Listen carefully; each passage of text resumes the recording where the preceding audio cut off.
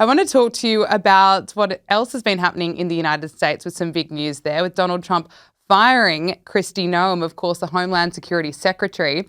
Trump wrote on Truth Social, "I'm pleased to announce that the highly respected United States Senator from the great state of Oklahoma, Mark Wayne Mullen, will become the United States Secretary of Homeland Security effective of March 31, 2026.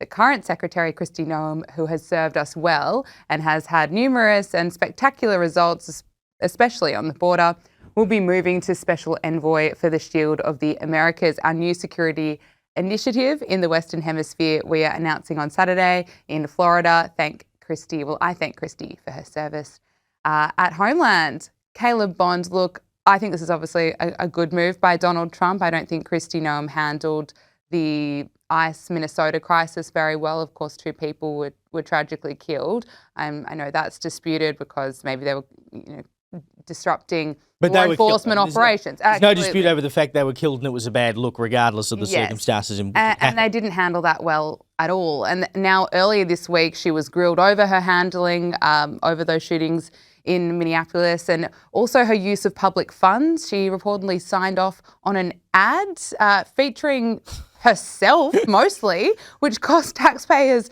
more than $200 million. And then there are also reports of this affair. But looking at Trump's team, I think she's been struggling for a while. And I think this seemed almost inevitable, I think, when Trump brought in Tom Homan to Minnesota. It started on a bad tone, didn't it, when didn't she write in her book that she shot her dog or something? Oh, I missed that. So, I think that sort of set the tone from the very beginning. When you've got $220 million on an ad, in which she is like dressed up as a cowgirl, riding on horseback, and this is part of I think this is what ultimately brought her undone, apart from the affair stuff, which had been sort of floating around for a while.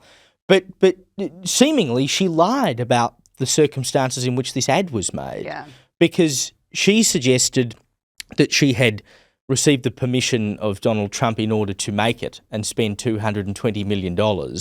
And Trump apparently was unaware that he had ever had this conversation with Ms. Noem. I mean, you can't go around saying, "Oh yeah, I spent $220 million at the behest of the president," when the president is not aware that he's ever given you permission to do so. And then publicly say, "Oh yeah, Trump's got my back. He signed off on that." Like you're kind of signing your own death warrant, aren't you? 100%. And then you get what's the title he's given her? A special envoy for the Shield of Americas or something. That's it. That's Shield of Americas. That's just gardening leave, isn't it? That's just gardening leave. She's been fired. Why? She's gone. But why is he keeping her on in any capacity? Why didn't he just let her loose? That's true. Sure, they've done a reasonable job in terms of cleaning up illegal migration. But as you say, she handled Minnesota badly, and then it took the intervention of Trump to do something about that, sending Homan in and sending the bloke that they had stationed in Minnesota back because it was just becoming too much. If you can't make those calls yourself, I mean, this is the equivalent of a minister in any other sort of Westminster government. If you can't make those calls yourself and you're relying on the president to make those calls for you, then what's the point of you? That's why the president has you, to make those calls so he doesn't have to.